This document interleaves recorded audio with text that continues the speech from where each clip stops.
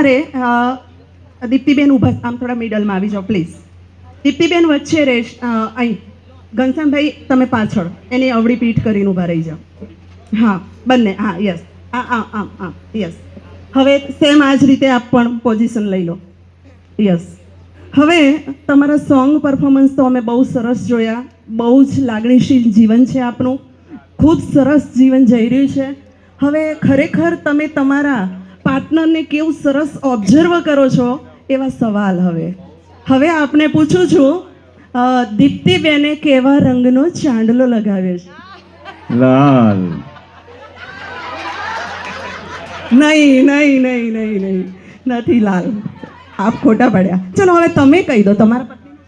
મનગમતું.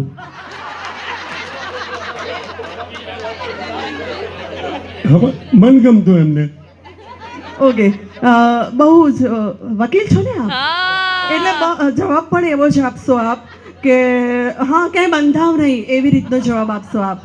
ઓકે, હવે તમારા ધર્મપત્નીનું તો તમે સરસ રીતે જીવન જીવી રહ્યા છો, ખૂબ પ્યાર પણ કરો છો ને સરસ જીવન જઈ રહ્યું છે. હવે એમને કેવા રંગની બંગડી પહેરી છે યાદ છે આપને? વારે ઘડીએ હાથ પકડી નાચતા હતા તો.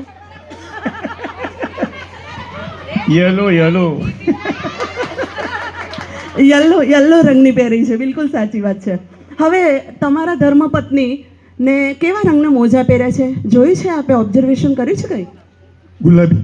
અરે વાહ, ખૂબ સરસ. આ બંને કપલ માટે તાળી થઈ જાય.